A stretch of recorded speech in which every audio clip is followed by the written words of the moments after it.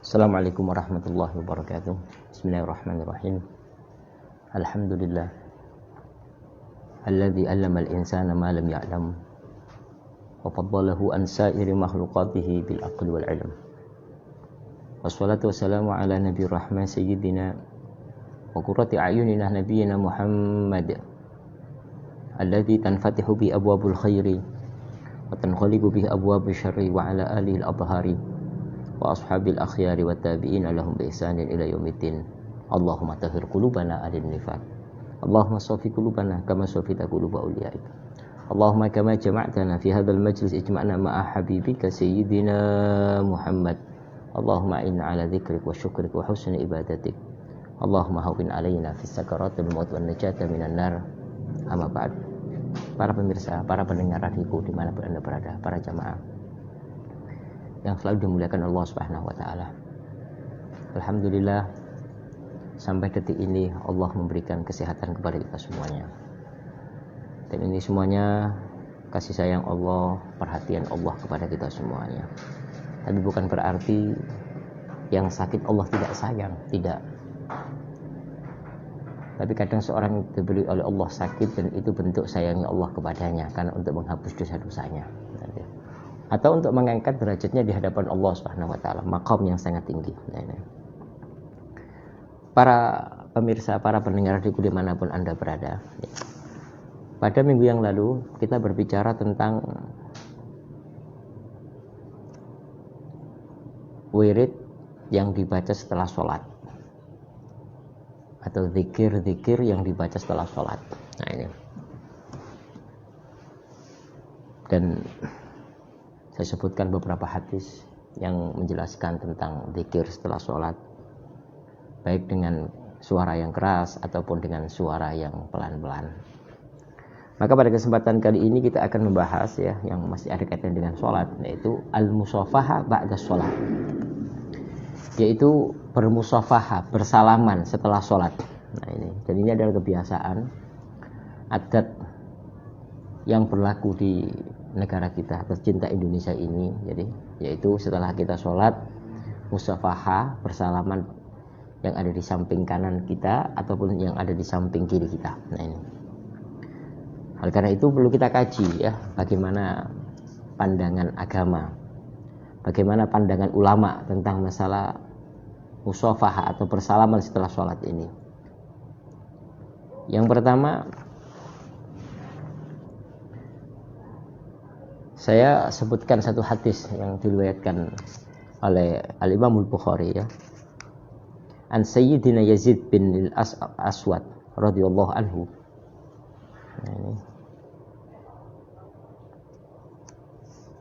Annahu sallallahu alaihi wasallam annahu shalla subha. Ya, annahu yaitu Yazid bin Aswad. Annahu shalla subha ma'an Nabi sallallahu alaihi wasallam. Wa qala thumma thara an-nasu ya'khuduna bi yadihi yamsahuna biha wujuhahum fa akhadtu bi yadihi famasahtu biha wajhi fa wajadtuha abradu min thalji wa atyabu rihan minal misk.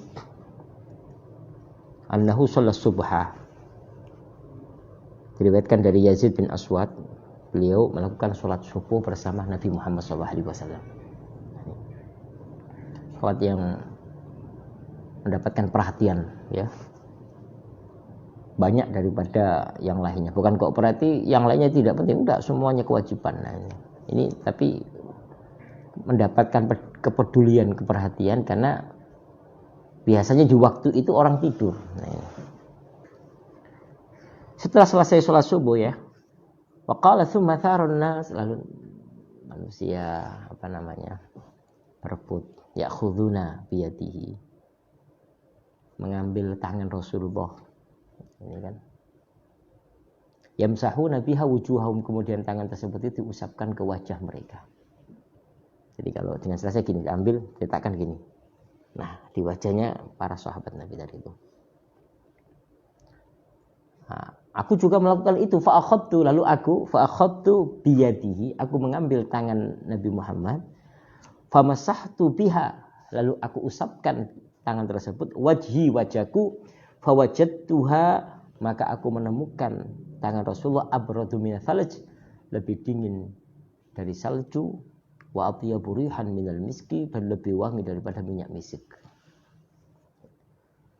Diriwayatkan Imam Bukhari, ya, hadis 3360. Nah ini.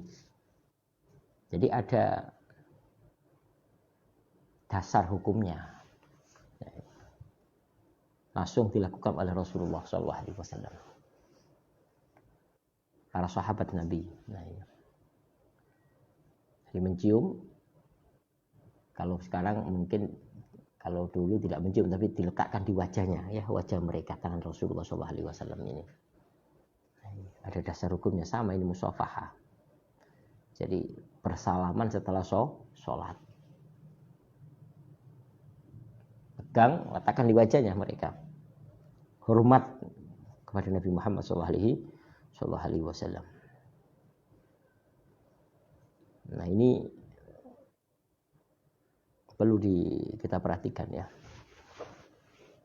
bahwa amalan yang dilakukan oleh para kiai kita, para ulama kita ini sesuai dengan apa yang diajarkan oleh Nabi Muhammad SAW. Banyak saja kadang kita tidak tahu, ya, ketidaktahuan kita ini kemudian kita menghukumi orang, ya, sesuai dengan ketidaktahuan kita. Nah, ini. Jadi ini bahaya, akhirnya menyalahkan seseorang. Menyalahkan tanpa dasar, menyalahkan tanpa ilmu. Nah, ini. Saya kira yang harus kita pahami, kita harus husnudzon. Nah, para ulama itu tidak asal-asalan, tidak ngawur gitu. Nah, buktinya di sini diriwayatkan dalam Sahih, dalam hadis ini diriwayatkan Imam Bukhari. Nah, ini kan tentang masalah salaman setelah sholat subuh. Dalam Imam Bukhari meriwayatkan dengan lafaz lain, ya. Ya, wa fi riwayatin an Sayyidina Abi Juhaifa radhiyallahu anhu, kalau dari Yazid bin Aswad itu dengan riwayat tadi yang saya sebutkan. Sekarang dari riwayat lain kan dari siapa itu, dari yang isinya sama tapi dari rawi lain, yaitu Sayyidina Abi Juhaifa. Alhamdulillah. Radhiyallahu anhu qala summa shalla Rasulullah sallallahu alaihi wasallam adz-dzuhra rak'ataini wal asra rak'ataini wa baina yadihi anazatun tamurru min wara'iha al-mar'ah wa qama an-nasu faja'alu ya'khuduna yadihi fayamsahuna biha wujuhahum thumma qala kemudian qala fa akhadtu bi yadi fa wada'tuha ala wajhi fa idza hiya abradu min al-thalji wa atyabu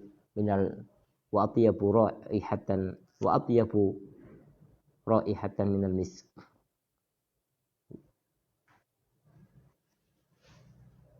Wa atyabu raihatin min al-misk. Diriwayatkan dari Sayyidina Abi Juhaifa radhiyallahu anhu qala summa shalla Rasulullah sallallahu alaihi wasallam, ya. Kemudian Rasulullah melakukan salat zuhur. Rakaataini. Salat zuhur rakaataini. Tadi riwayat salat subuh yang pertama tadi. Nah, kemudian wal asr rakaatain. Salat zuhur 2 rakaat, asar 2 rakaat. Nah, ini berarti ini salat qashar, ya. Wa baina yadayhi anazah, di hadapan Rasul itu ada pembatas, tombak. Tamurru min waraiha al-mar'ah. Jadi di belakang orang lewat itu, di belakang anazah tersebut, tombak tersebut. Kemudian waqaman nas, lalu manusia berdiri, orang-orang berdiri, faja'alu ya'khuduna, setelah itu mengambil ya'khuduna yadihi, mengambil tangan Nabi Muhammad SAW, fayamsahuna biha wujuhahum, lalu diusapkan dengan wajah mereka, tangannya diambil, diletakkan di wajah mereka, musafahah. Qala, lalu Abi Juhaifa ini berkata, fa akhadtu bi yadihi, aku mengambil tangan Nabi Muhammad, fa wada'tu, lalu aku letakkan ala wajhi, tangan saya, fa idza hiya, ternyata tangan Nabi Muhammad abradu minal thalj wa atyabu raihatin minal misk. Ya. Ternyata kan Rasulullah dingin, lebih dingin daripada salju dan baunya lebih wangi daripada misik.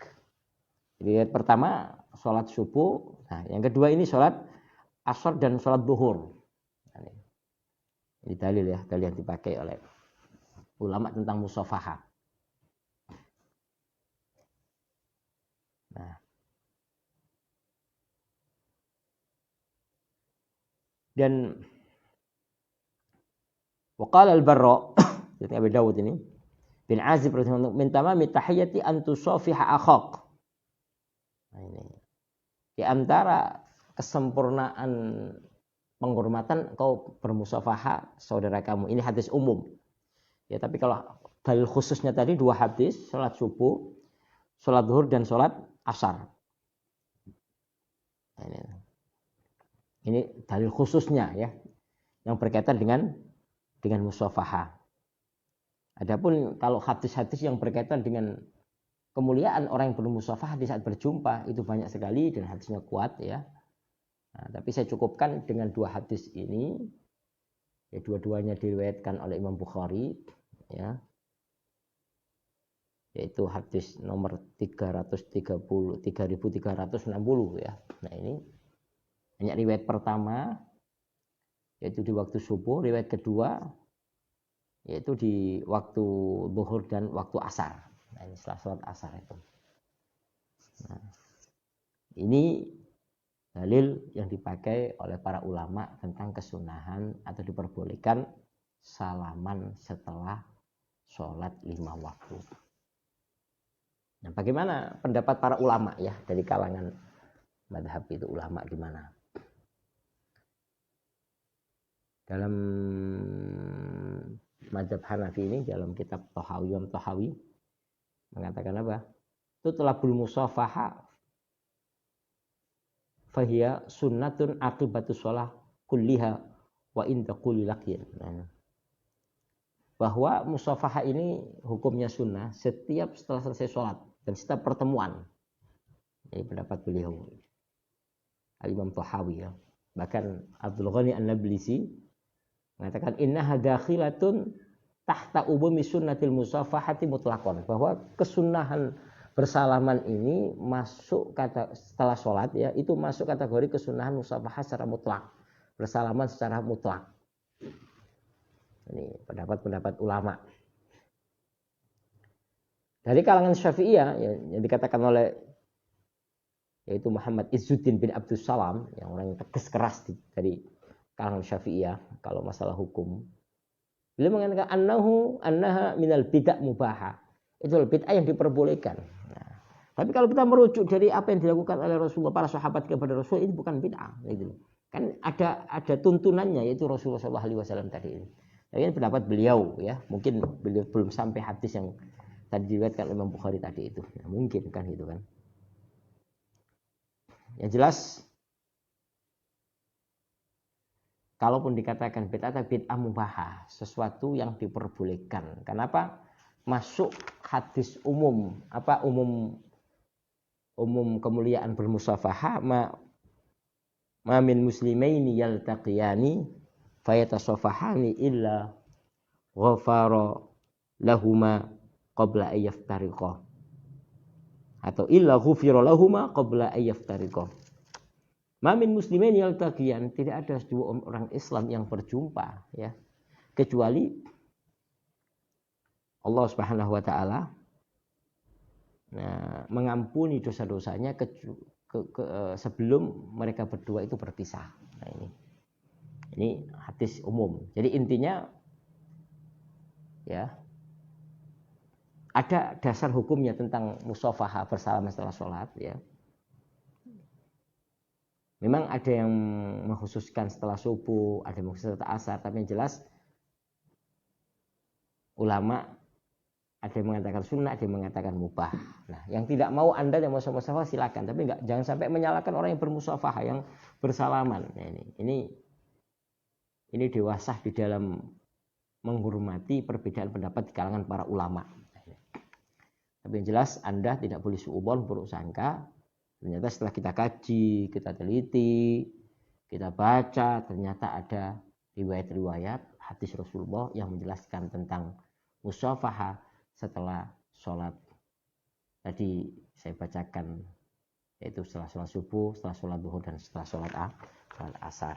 Nah ini, para pemirsa, para pendengar radioku dimanapun Anda berada, ya, semoga Allah Subhanahu Wa Taala menjalankan atau menjadikan kita hamba yang dicintai Allah Subhanahu. Kemudian, ya, kita ini kan di masa pandemi corona, ya, COVID-19, yaitu COVID-19 ini, ya, yang mana orang takut berjumpa, bersalaman. Apakah tetap kita disunahkan salaman? Nah, kita harus paham tentang namanya al-fiqhul waqi', fikih realita. Nah ini, karena sekarang dalam kondisi bahaya, maka Islam memberikan satu kaidah sesuai dengan hadis Rasulullah, la darara wala dirar, tidak ada bahaya dan tidak mendatangkan bahaya, ya.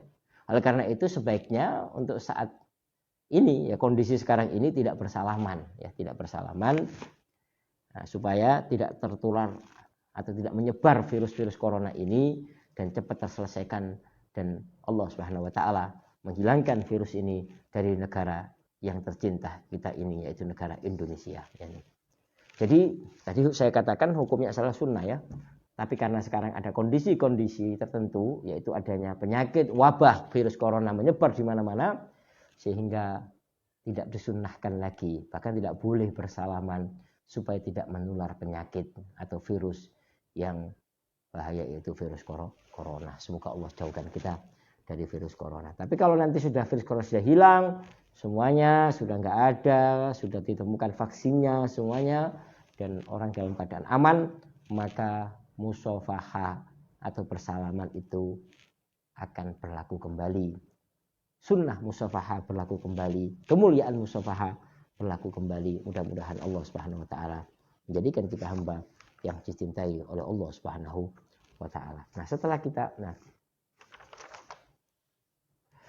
kita menyelesaikan pembahasan tentang musafahah, ya, bersalaman setelah sholat 5 waktu, nah, ada pembahasan, yaitu atau kebiasaan orang kita, ya, atau beberapa kiai, beberapa ustadz, beberapa santri itu melakukan sholat awabin, sholat setelah maghrib, ya.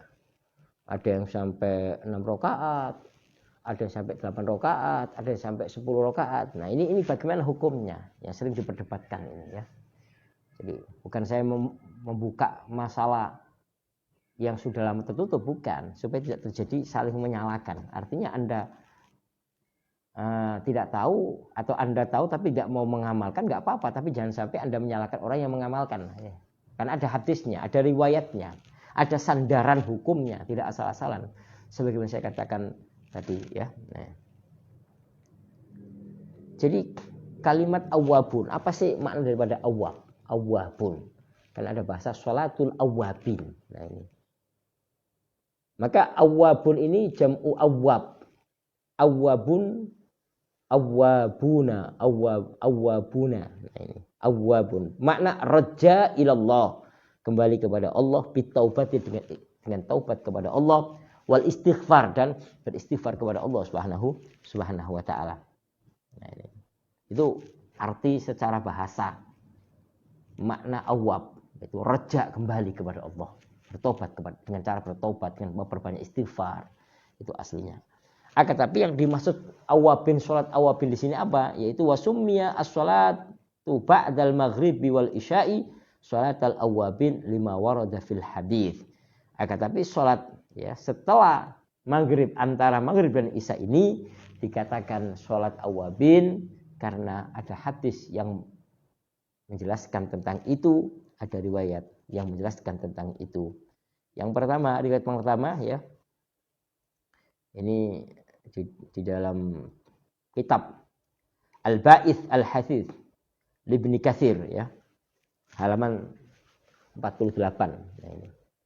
An Muhammad bin Munkadir an Nabi sallallahu alaihi wasallam annahu qala innaha ay shalah bainal maghrib wal isya'i sholatul awwabin. Muhammad bin Munkadir, Nabi, ya, bahwa dari kajian Nabi Muhammad, ya, an Nabi sallallahu alaihi wasallam annahu qala, Nabi Muhammad mengatakan, bersabda, bahwa sholat, ya, antara maghrib dan isya itu adalah sholat awabin. Nah ini. Memang hadis ini hadis mursal ya. Dari Muhammad bin Katsir langsung ali Nabi hadis mursal. Tapi kalau kita kaji dari sisi ilmu hadis ya. Fa inna al-Imam ya, Abu Hanifah wa Malik wa Ahmad, Imam Abu Hanifah, Imam Malik, Imam Ahmad ya, dalam satu riwayat, dan mayoritas ulama al-hadis mengambil hadis mursal. Yahtajuna bil mursali. Bisa jadikan hujjah landasan di dalam menentukan satu hukum fikih menggunakan dengan hadis mursal. Nah, hadis mursal itu hadis ada yang putus di situ. Tapi kan nanti bisa ditemukan dengan riwayat lain. Nah, ini. Jadi kadang tabi'in meriwayatkan langsung dari Nabi Muhammad. Padahal kan di situ rawi yaitu sahabat ini nggak disebutkan dalam riwayat tersebut. Itu namanya hadis mursal. Nah ini para ulama berbeda pendapat. Tapi tadi saya katakan pendapat Imam Abu Hanifah, pendapat Imam Malik, pendapat Imam Ahmad, dan mayoritas ahlu hadis memakai hadis mursal. Nah, kemudian apa? Ada lagi diriwayatkan oleh As-Suyuti di Jami' As-Shaghir ya, di Jami' As-Shaghir. An Sayyidina qala Rasulullah sallallahu alaihi wasallam man shalla al-maghrib ya wal isya fa innaha salatul awabin, kata Nabi Muhammad. Ya, barang siapa yang salat maghrib dan isya, antara maghrib dan isya, fa innaha salatul awab, itu adalah salat awabin. Nah, ini. An Sayyidina Abi Hurairah radhiyallahu an qala Rasulullah sallallahu alaihi wasallam man shalla ba'dal maghribi sitta raka'atin. Ini gagal sebutkan Imam Suyuti ya. Lam yatakallam fi ma bainahunna bisu'in udilna lahu bi ibadati sintai asyrata sanatan. Ini. Jadi barang siapa yang melakukan sholat ya setelah maghrib 6 rakaat, lalu lam yatakallam, tidak berbicara, fi ma bainahum, di antara 6 rakaat tersebut, diam. Setelah sholat itu diam. Apa? Maka Allah ganti dengan ibadah 12 tahun. Nah, ini. Memang ada sedikit mubalaghah, berlebihan. Nah, tapi Allah Subhanahu wa taala yang harus kita lihat itu, yang namanya pahala itu dari Allah, bukan dari kita. Kita tidak boleh mengatakan kok enggak masuk akal, ini Allah Maha Rahman, Maha Pengasih, Maha Penyayang. Nah, ini. Ya. Ini kemuliaan salat awabin. Kemudian juga diriwayatkan wa an Ubaid maula Rasulullah sallallahu alaihi wasallam annahu su'ila akana Rasulullah sallallahu alaihi wasallam ya'muru bi sholati ba'dal maktubati qala na'am bainal maghrib wal isya. Nah, diriwayatkan oleh Imam Ahmad ya, Musnad Ahmad nomor hadis 966. Jadi Rasulullah ditanya annahu su'ila akana Rasulullah. Jadi Ubaid Maula Rasulullah, budak Rasulullah ditanya tentang apakah Rasulullah itu melakukan sholat setelah sholat 5 waktu. Nah ini. Apa ada sholat lain setelah sholat 5 waktu ini? Dijawab oleh Ubaid ini, qala na'am, iya, Rasulullah sallallahu alaihi wasallam melakukan sholat bainal maghrib wal isya, antara maghrib dan isya, atau disebut dengan sholatul awabin. Nah ini. Ini dalil yang ketiga ya, tentang sholat awabin. Bahkan keempat tadi ya, keempat. Jadi ada amalannya, ada dalilnya. Jadi kadang-kadang zaman sekarang masya Allah suudzon pada para kiai, para ulama, kadang-kadang. Jadi kadang hafal 1 hadis 2 hadis menyalahkan, janganlah seperti itu. Ya, kita ini hidup di zaman yang serba memungkinkan untuk mencari referensi itu mungkin gitu loh. Kalau dulu ya, sekarang di internet ada semua. Coba cari hadisnya, cari dalilnya, cari ini. Kalau nggak tahu tanya ulama. Jangan ulama yang tidak setuju. Coba tanya yang ulama yang setuju. Anda kalau ingin tahu gimana, apa dalil Anda gitu loh. Jadi supaya kita ini tidak sekedar hanya menyalahkan. Karena mungkin hafidna syai'an wa fatat annal asya. Kita hafal 1 tapi yang tidak kita hafalkan banyak sekali. Ini sering kita lupakan. Makanya para ulama itu masya Allah Para ulama itu Masya Allah, mereka itu luas hatinya. Mereka itu tidak ada suka tidak dipenuhi dengan kebencian para ulama. Coba bayangkan ya, sebagaimana saya terangkan pada kesempatan yang lalu, Imam Malik ya, itu didatangi oleh Umar bin Abdul Aziz, satu khalifah ya, yaitu untuk apa? Untuk menjadikan kitab Muwatta sebagai landasan setelah hadis, setelah Al-Quran, dan semua kitab dihapus semuanya kecuali kitab Muwatta ini. Apa Imam Malik mengatakan? Jangan, karena sahabat Rasul itu berpencar-pencar, ada yang di Irak, ada di mana-mana. Tidak hanya di Madinah saja atau di Mekah. Dan mereka menerima dari sahabat Nabi Muhammad SAW. Saya menerima dari sini, dari Mekah dan Madinah. Masya Allah. Tidak ada keinginan duniawi. Tidak ada keinginan hawa nafsunya. Tapi semuanya untuk apa? Kepentingan agama, untuk perjuangan agama, untuk kepentingan umat Nabi Muhammad SAW. Makanya lahiran saat beliau meninggal sudah ratusan tahun yang lalu, tapi masih dikenang oleh umat ini dalam sejarah perkembangan fikih, dalam perkembangan madzhab Maliki, bahkan sebagai guru Imam Syafi'i. Dikenal, dibacain Fatihah sedunia. Terus, jadi janganlah kita memaksakan satu kehendak, satu pemahaman, ya. Bukan berarti pemahaman kita salah, enggak, mungkin benar, mungkin salah gitu loh. Akan tetapi kalau ada orang punya pemahaman lain, ya mungkin dipandang dari sisi lain. Nah ini cara memandang dengan cara pandangan yang lain, cara kajian yang lain, dengan dalil yang lain, mungkin kita tidak hafal, mungkin kita tidak pernah mempelajarinya, tapi orang lain pernah mempelajarinya, sehingga kita tidak boleh mengatakan bahwa kita paling benar. Akan tetapi berilah orang-orang untuk menjalankan apa hasil ijtihad para ulama sesuai dengan dalil-dalil yang mereka pakai. Ya, kita tidak boleh fanatik. Nah, ini. Karena fanatik itulah yang menjadikan kita berpecah, menjadikan kita saling tengkar. Tidak ada yang namanya persatuan. Mudah-mudahan Allah Subhanahu wa taala menjadikan kita hamba yang dicintai oleh Allah Subhanahu wa taala. Di antara dalil salat awabin ya, ini saya sebutkan banyak tapi nanti saya simpulkan ya. Saya tarik kesimpulan satu hadis nantinya. Ya, wasuila Sayyiduna Anas bin Malik radhiyallahu anhu. An qouli ta'ala kanu qalilan minal laili ma yasja'un. Nah, Malik ditanya tentang firman Allah, makna kanu qalilan minal laili ma yasja'un. Mereka itu tidak pernah tidur di waktu malam sedikit pun. Qala, apa yang dimaksud ayat ini? Lagi Imam Malik menjawab, kanu yusalluna fima bainal maghribi wal isya. Mereka itu sholat antara maghrib dan isya, yaitu sholat awabin tadi. Wakadzalika tatajafa junubuhum 'anil madaji'. Jadi firman Allah kanu qalilan minal laili ma yasja'un itu ditafsir oleh Imam Malik. Apa itu? Kanu yusalluna fima bainal maghribi wal isya.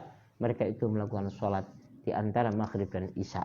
Nah ini Imam Malik, pemahaman Imam Malik, sahibul mazhab Maliki, guru daripada Imam Syafi'i, mujtahid mutlak yang dijadikan rujukan oleh ulama sedunia tentang mazhab Malik, yang kalau sekarang banyak ada di Maroko, di Mauritania, di Sengkiti, di beberapa negara-negara yang dekat dengan daerah situ banyak mengikuti mazhab Malik, dan kita orang Indonesia mengikuti mazhab Syafi'i. Tapi coba mereka para imam tidak pernah saling menjatuhkan, tapi selalu mendukung antara satu dengan yang lain.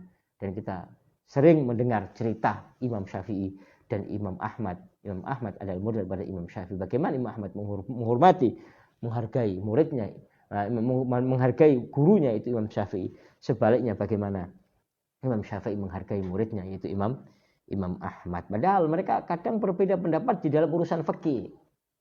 Nah ini semata amanah ilmiah, semata tanggung jawab sebagai ulama di dalam menyampaikan risalah Nabi Muhammad SAW kepada umat Nabi Muhammad yang ada di muka bumi ini. Kemudian waqad ruwiya ya an Hudzaifah anna Nabiyya sallallahu alaihi wasallam sholal maghriba fama zala yusalli fil masjid hatta shallal isya al-akhirah. Nah, diriwayatkan dari Hudzaifah bahwa Nabi Muhammad sallallahu alaihi wasallam itu melakukan sholat maghrib. Lalu fama zala yusalli, sholat terus fil masjid hatta shallal isya, sampai sholat isya. Jadi ini disebut antara sholat maghrib ini disebut sholat awabin tadi itu. Jadi setelah sholat maghrib selesai, bukan kok beliau berhenti, tidak, sholat lagi sunnah, sholat lagi terus sampai masuk isya. Nah, ini sampai masuk isya, kemudian melakukan sholat isya. Artinya sholat yang dilakukan antara maghrib dan isya ini adalah sholat yang mempunyai landasan hukum, ada dalil dari Nabi Muhammad SAW. Itu kalau kita kaji dari segi dalil ya, hadis Nabi Muhammad SAW. Kemudian ya, kalau kita lihat dari pandangan ulama tentang masalah sholat awabin ini, satu, pertama karena kita orang Indonesia ya, kita lihat dari fikih Syafi'i bagaimana ya. Dalam kitab-kitab Syafi'i, pertama yang sering dipakai di pondok-pondok pesantren ini, yaitu Hasya al-Baijuri fil fikih Syafi'i, yaitu hasya daripada Fathul Qorib. Fathul Qorib adalah syarah daripada At-Taqrib. Nah ini di antara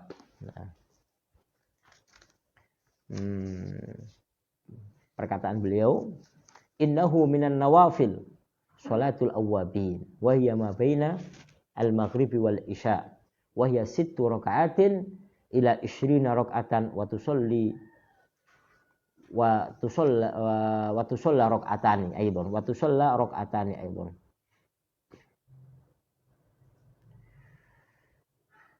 Beliau mengatakan bahwa di antara sholat sunnah adalah sholat awabin. Apa sholat awabin? Itu sholat ma bainal maghrib wal isya, sholat yang dilakukan setelah antara maghrib dan isya, kata beliau. Berapa jumlahnya? Wa yasittu rakaat, 6 rakaat sampai 20 rakaat. Kadang dilakukan 2 rakaat, itu juga dikatakan sholat awabin. Kan dalam riwayat tadi itu berbeda-beda. Ada yang 2 rakaat, ada yang 4 rakaat, ada 6 rakaat, bahkan sampai 20 rakaat. Nah, artinya mau 2 rakaat, mau ngambil riwayat yang 2 rakaat, mau ngambil riwayat yang 6 rakaat, mau ngambil riwayat yang terserah. Yang penting antara sholat maghrib dan isya ini ya disebut sholat awabin yang banyak dilakukan oleh para kiai kita ya di negara tercinta, negara Indonesia ini. Wa jaa fil fiqh Hanafi. Tadi dalam fikih Syafi'i, sekarang dalam fikih Hanafi. Matlabus Sunan. Di dalam Hasyiah Ibnu Abidin ya. Hasyiah Ibnu Abidin. Ya. Matlabus Sunan wan Nafil, pembahasan tentang sunnah dan sunan dan nawafil. Qala wasittun ba'dal maghribi, mengatakan di antara sunnat salat yaitu 6 rakaat setelah maghrib. Liyaktuba minal awwabina, supaya ditulis orang yang awabin, orang yang kembali kepada Allah, bertobat kepada Allah. Bitaslimatin, dengan 1 salaman, au ithnataini, atau 2 salaman, au thalathin, atau 3 salaman, terserah. Berarti kalau 2 salam, kalau 3 salaman berarti 2 rakaat salam, 2 rakaat salam, 2 rakaat salam. Ini dalam mazhab Hanafi tentang masalah salat awabin ya. Atau apa? Atau 1 salaman langsung, 6 rakaat langsung salaman langsung sekali. Cukup sekali. Atau dengan 2 salam berarti 3 rakaat salam, 3 rakaat salam, berarti total 6 rakaat. Ini cara ya yang disebutkan dalam Hasyiah Ibnu Abidin ya, fikih Hanafi. Nah, ini. Hanya dari cara saja ya, nggak ada masalah. Tapi ulama-ulama itu ya ulama-ulama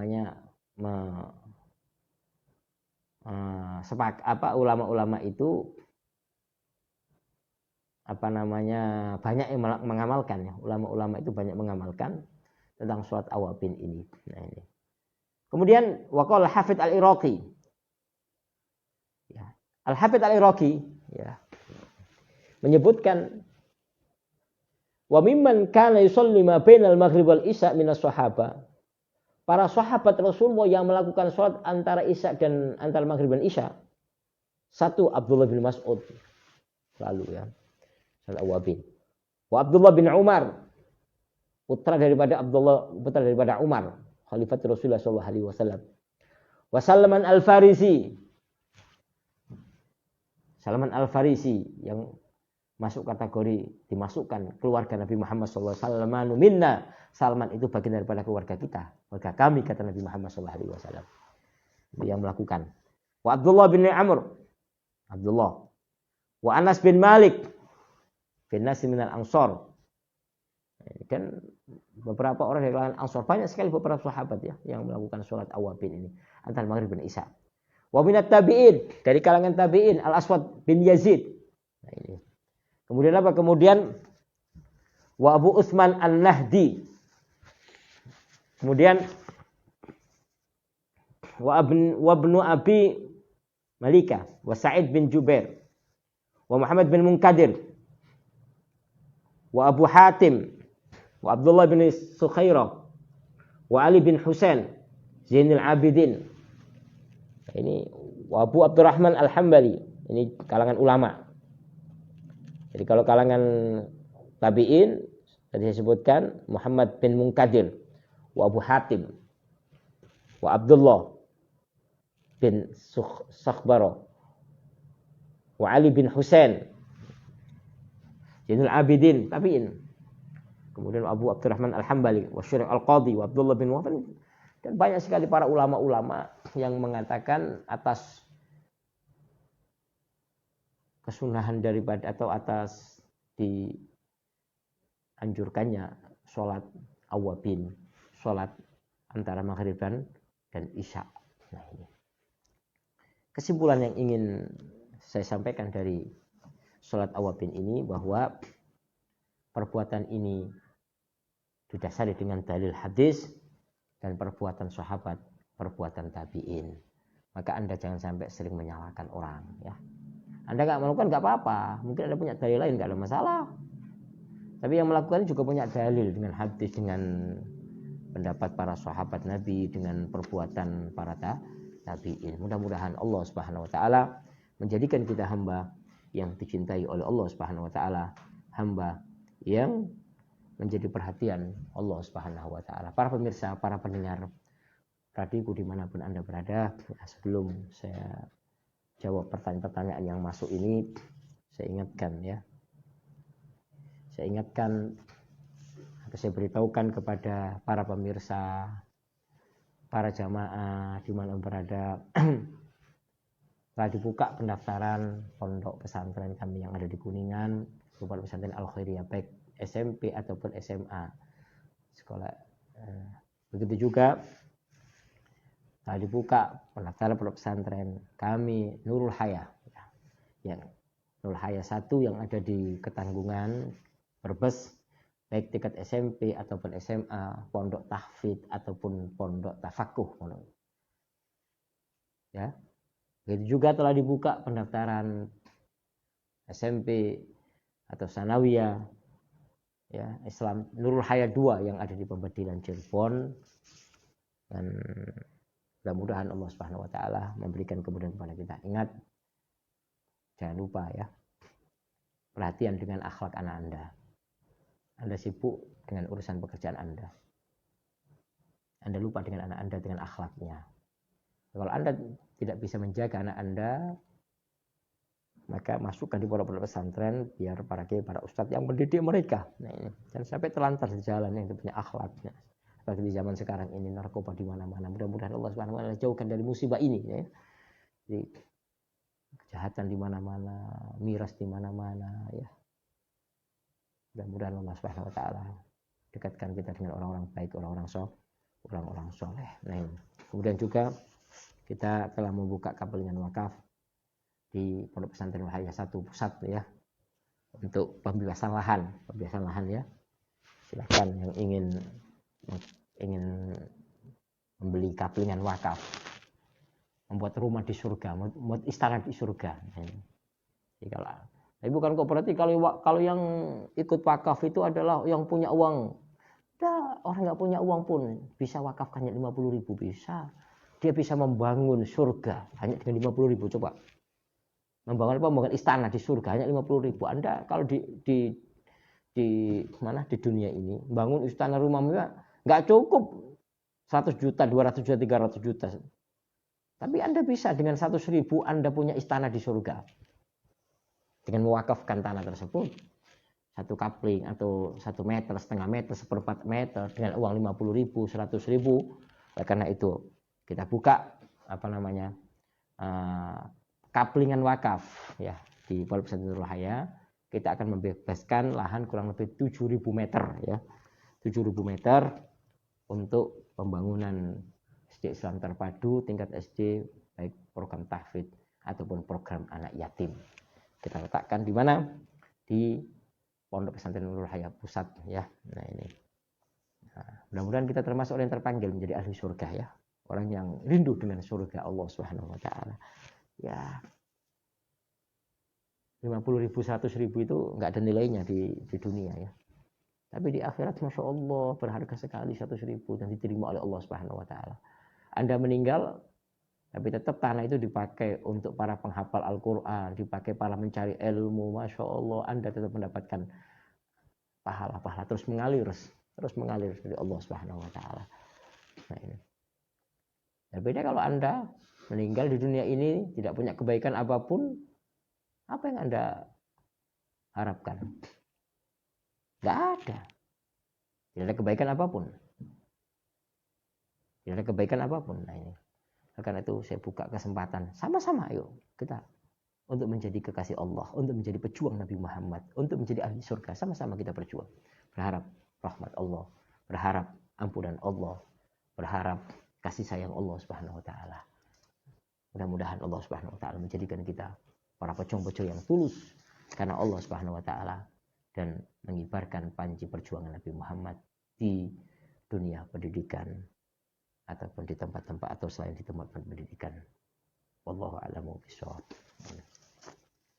Ini pertanyaan yang pertama ya. Assalamualaikum. Saya Rina dari Kuningan. Kalau misalkan kado puasa, kodok puasa Ramadan belum selesai sampai tiba Ramadan lagi, bagaimana solusinya? Mohon penjelasannya. Nah ini. Kalau Anda ya tidak ada udzur, berdosa ya, berdosa. Tapi kalau ada udzur nggak bisa sampai, nggak apa-apa, tetap hutang, tapi harus dibayar fidyah. Di fidyah 1 harinya ya kurang lebih 7 on lah 1 hari, 7 on. Tapi bukan kok berarti Anda membayar fidyah ini kemudian puasa Anda itu bebas, enggak, tetap punya hutang gitu loh. Jadi kalau tanpa udzur dapat dosa dan bayar fidyah. Ya. Tapi kalau enggak ya tetap hanya bayar fidyah tapi tetap mengqadha puasanya meskipun sudah masuk tahun berikutnya atau masuk Ramadan berikutnya. Nah ini. Nah, berbeda kalau ada orang yang sakit-sakitan tidak mampu untuk mengqadha, nah itu beda lagi. Termasuk kategori udzur yang tidak memungkinkan. Jadi dia meninggalkan karena sakit yang parah, tidak ada harapan untuk bisa sembuh. Maka dia cukup hanya membayar fidyah saja. Ya, karena tidak ada harapan untuk sembuh. Bayar fidyah saja, tidak ada qadha. Nah, ini. Oleh karena itu ya, ini perhatikan urusan ibadah kita. Fahaqullahi. Jadi haknya Allah itu lebih berhak untuk dibayar, dijalankan. Nah, ini. Jangan sampai kita teledor. Makanya puasa itu termasuk rukun Islam. Rukun Islam ada berapa? 5. Di antaranya apa? Ya puasa itu. Dan pokok-pokok dalam Islam. Maka kalau kita meninggalkan salah satu dari rukun Islam ini berarti ada sesuatu yang hilang. Ada sesuatu yang pokok yang hilang. Maka orang akan runtuh. Orang akan jatuh. Nah, ini. Sholat pokok. Nah ini. Termasuk puasa sesuatu yang pokok. Anda jangan jual puasa Anda demi untuk mendapat 100.000. Banyak orang meninggalkan puasa demi untuk 50.000, 60.000. Sementara apa? Sementara dia bisa bekerja dengan cara yang benar gitu loh. Cara yang benar. Oleh karena itu sebelum Ramadan tolong siapkan untuk kebutuhan 1 bulan itu, sehingga di Ramadan ini kita tidak kerja keras gitu loh ya. Siapkan, kita nyicil dari awal bulan sebelum Ramadan, awal Muharram kita nyicil untuk Ramadan kita gitu loh. Nyicilnya untuk Ramadan, biar Ramadan itu kerjanya tidak berlebihan sehingga kita bisa beribadah. Nah ini. Sekarang masih ada waktu berapa bulan? Coba kita nyicil lah, nyicil. Per hari ada uang lebih berapa? Kita cicil 30.000, 60.000. Kita masukkan celengan. Untuk apa? Untuk kepentingan Ramadan kita, sehingga di saat di bulan Ramadan kita sudah ada yang kita makan itu. Kebutuhan pokok kita itu ada. Sehingga kita apa? Kita tidak berpikir untuk kerja keras lagi. Nah, kalau kemudian kita tidak ada persiapan, kita harus kerja keras, sehingga apa? Mau nggak mau kita harus meninggalkan puasa Ramadan. Jadi perlu kita persiapkan ibadah kepada Allah Subhanahu wa taala. Mohon ya. Ini masih ada berapa bulan lagi, coba disiapkan keuangannya ya. Untuk apa? Untuk bulan Ramadan kita ya. Ini kalau kita sayang kepada Allah Subhanahu wa taala. Anda saja kalau rekreasi kemana bisa? Nyicil rekreasi, nabung. Nah, kenapa kita bukan untuk nabung untuk Ramadan? Biar Ramadan kita nggak kerja terus. Tapi bagian dicukupi oleh Allah Subhanahu wa taala. Anda harus bersyukur kepada Allah. Jangan apa? Malah cukupi Allah, malah nggak puasa. Nah, ini. Tolong ya, ini masih ada beberapa bulan lagi yang tidak diberi kecukupan Allah. Nyicil. Bertabung. Ya. Agar jangan sampai Anda setiap tahun meninggal puasa, setiap tahun meninggal puasa. Terus kapan koboknya? Karena Anda dikejar dengan dunia ini. Karena urusan dunia nggak ada habisnya, urusan dunia ini. Hatta sampai meninggal, kata Rasulullah SAW, baru habis, selesai, ending. Orang dikasih kekayaan Allah 1 miliar, minta 2 miliar. 2 miliar minta 10 miliar, 1 triliun minta 2 triliun, terus nggak ada habisnya kekayaan itu. Oh, project otaknya terus baru meninggal, selesai. Nah, ini bukan saya anti dunia, saya butuh makan seperti Anda, saya butuh minum seperti Anda, saya butuh rumah seperti Anda, saya butuh kendaraan seperti Anda, tapi kita bisa menempatkan sesuatu pada tempatnya. Kita bisa meletakkan sesuatu pada tempatnya. Jangan sampai kita berlebihan, jangan sampai kita keluar dari apa yang telah digariskan oleh Allah Subhanahu wa taala. Para pemirsa, para pendengar radio dimana berada, jadi qadha-nya tetap qadha dan membayar fidyah. Kalau 10 hari berarti ya satu harinya 1 mud, berarti ya 6,7 on atau 7 on lah, 7 on. Berarti 7 kali 10 berarti 7 kilo. Bayar ya. Tegakkan kepada orang yang berhak. Gitu ya. Tapi bukan kok berarti Anda bebas dari puasa, tetap qadha tahun depannya. Nah, ini masih ada waktu ini ya. Coba berusaha. Ini mumpung musim dingin ya, musim hujan, orang puasa itu mudah. Tapi kalau nanti musim panas sulit qadhanya ini ya. Usahakan wahai para ibu, para bapak yang punya hutang puasa, tetap qadha, cepat-cepat mengqadha agar Allah Subhanahu wa taala merahmati, memberkahi hidup Anda. Karena puasa tadi saya katakan rukun Islam, pokok dalam agama. Anda akan pincang, ada yang jatuh, ada yang hilang. Anda tidak akan bisa berjalan lurus tegak karena ada sesuatu yang hilang. Nah, ini. Para pemirsa, para pendengar radio dimanapun Anda berada. Kemudian pertanyaan kedua ya, yang datangnya dari saya Sulistiwati ya, dari Indramayu. Saya mau bertanya, misal kita ikut bisnis online bersama dengan teman. Saya nanam modal 100 juta, selama 1 tahun keuntungan 20 juta. Berapa zakat yang harus saya keluarin? Dan cara menghitung zakatnya diambil dari modal atau keuntungan atau jumlah dari keduanya. Jadi zakat itu ya, itu diambil dari modal dan keuntungan. Bukan, banyak orang salah. Oh, zakat dari keuntungan. Enggak, dari modal dan keuntungan, di total semuanya. Nah, yang Anda makan enggak dikeluarin zakat. Jadi di akhir haul maka ada persyaratan satu nisab. Nisabnya tercapai enggak nisabnya? Seperti nisabnya emas kalau perdagangan emas dan perak. Berapa puluh gram itu. Nah, itu kan emas dan perak.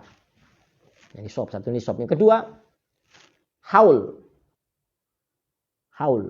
Nah, ini haul 1 tahun.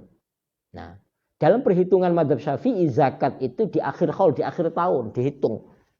Jadi awal tahun sampai nisab, di akhir tahun ternyata nggak sampai nisab, ya sudah berarti nggak wajib zakat.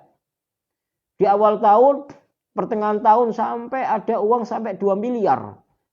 Dibelanjakan ini kebutuhan itu habis. Akhirnya di akhir tahun di total di tokonya itu ada berapa? Kita hitung toko.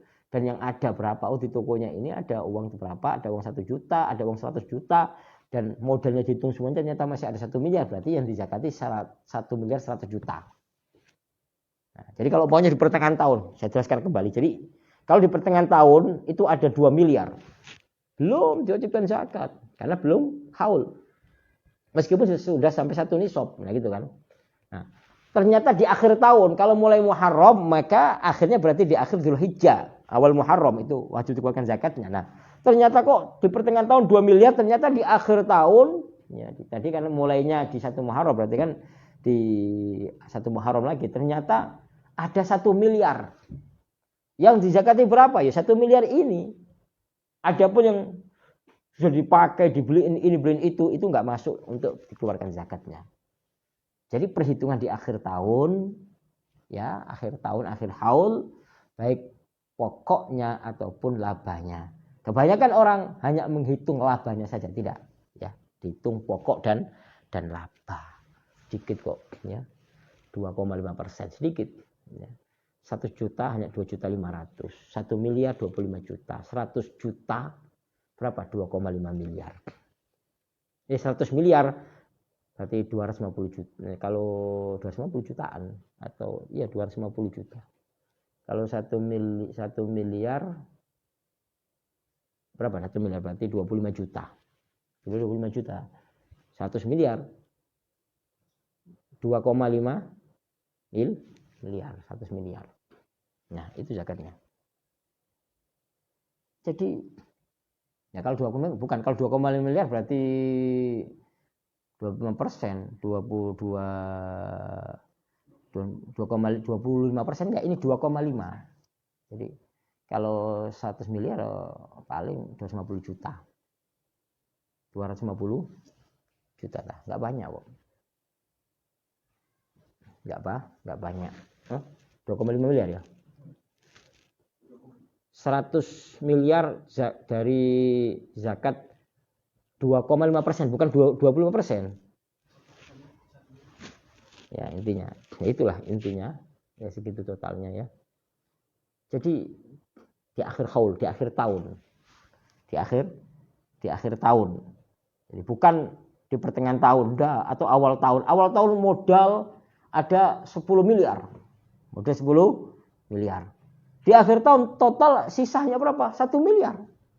Jadi zakatnya hanya 1 miliar saja yang ada itu. Ada yang Anda belikan mobil, beliin ini, nggak wajib zakati, sudah selesai. Kan dalam mazhab Syafi'i hitungannya di akhir tahun. Nah, ini perhitungan bukan hanya laba saja, tapi perhitungan modal dan laba.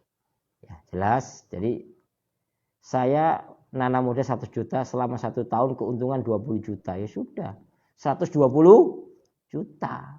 Nah, keuntungannya ini di akhir tahun ada nggak uangnya atau sudah dipakai? Nah, kalau sudah dipakai yang ada. Jadi meskipun Anda hitungannya 20 juta keuntungannya, sama modal 120 juta, itu hitungannya. Tapi sekarang realita di toko itu hanya ada berapa?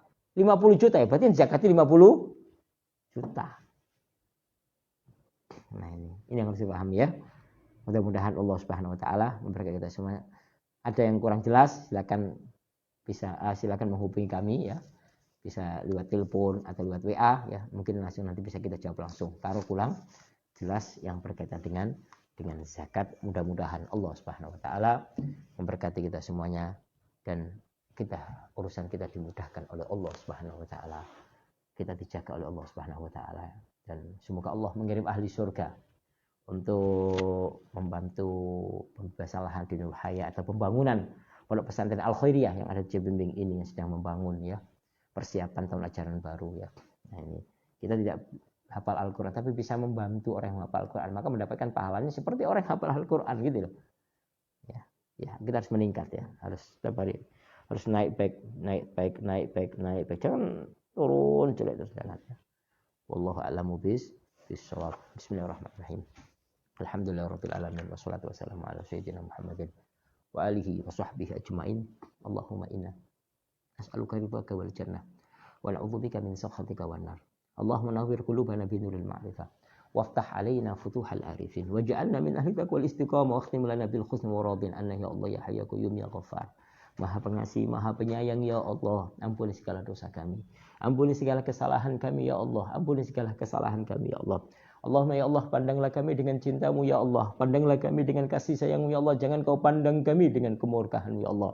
Allahumma ya Allah, kau maha pengasih, kau maha penyayang, maka turunkan rahmatmu kepada kami ya Allah di muka bumi. Allahumma adfa'annal bala wal waba wal zalazil wal fitan wal amrad wal asqam wa jami'an wal bala ma dhahara minha wa ma batan an baldatina Indonesia wa an mahadina hadi khassa ya Allah. Allahumma ya Allah, jauhkan kami dari musibah, dari bala, dari penyakit-penyakit ya Allah, dari musibah-musibah, dari virus-virus yang menyebar ini ya Allah, jauhkan itu semuanya ya Allah. Berikan kami kesehatan ya Allah, berikan kami kesehatan bijah Sayyidina Muhammad dengan kebesaran Nabi Muhammad SAW. Jaga anak-anak kami, jaga santri kami, jaga dan semua keluarga kami ya Allah, dan jamaah-jamaah kami ya Allah. Mudahkan urusan kami dan urusan mereka, baik urusan dunia ataupun urusan akhirat mereka ya Allah. Allahumma ya Allah, sambungkan hati kami dengan Nabi Muhammad ya Allah. Sambungkan hati kami dengan Nabi Muhammad dengan memperbanyak lisan kami membaca salawat kepada kekasihmu Nabi Muhammad ya Allah. Jangan sampai kami hanya mengaku cinta kepada Nabi Muhammad tapi tidak pernah membasahi lisan kami dengan memperbanyak salawat kepada kekasihmu Nabi Muhammad. Allahumma ya Allah, Allahumma ya Allah, mudahkan kami untuk menjalankan sunnah-sunnah Nabi Muhammad. Mudahkan kami untuk menjalankan syariat Allah. Allahumma ya Allah, berikan kemudahan ya Allah, berikan kepada kami rezeki yang banyak min ghairi ta'abin wala masyaqqah. Rezeki yang banyak yang halal. Min ghairi ta'abin wala masyaqqah ya Allah. Min ghairi ta'abin wala masyaqqatin ya Allah. Antal Wahhab, antar Razzaq. Allahumma ya Allah, yang sulit berikan kemudahan, yang susah berikan kebahagiaan. Yang banyak hutang berikan kemudahan untuk bisa membayar hutang-hutangnya ya Allah. Yang banyak hutang, mudahkan untuk bisa membayar hutang-hutangnya ya Allah. Yang sakit berikan kesembuhan ya Allah. Yang sakit berikan kesembuhan ya Allah.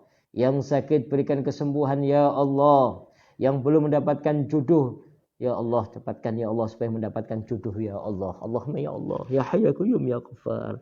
Allahumma ya Allah, ya Hayy ya Qayyum ya Ghaffar. Allahumma la taj'alid dunya akbar hammina wa la mablagha ilmina wa la tusallit alaina man la yarhamuna bi rahmatika ya arhamar rahimin. Allahumma ya Allah, jika kau mengutus malaikat untuk mencabut nyawa kami, jangan kau cabut kecuali kau cinta kepada kami. Jangan kau cabut kecuali kau ridha kepada kami. Jangan kau cabut kecuali kau sayang kepada kami dan kami mudah mengucapkan kalimat la ilaha illallah Muhammadur Rasulullah. La ilaha illallah Muhammadur Rasulullah. La ilaha illallah Muhammadur Rasulullah. Rabbana atina fid dunya hasanatan wa fil akhirati hasanatan wa qina adzabannar. Subhana rabbika rabbil izzati amma yasifun wa salamun alal mursalin walhamdulillahi rabbil alamin. Bisirril Fatihah. Bismillahirrahmanirrahim.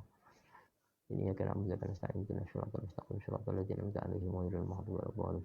Wa'alaikum warahmatullahi wabarakatuh.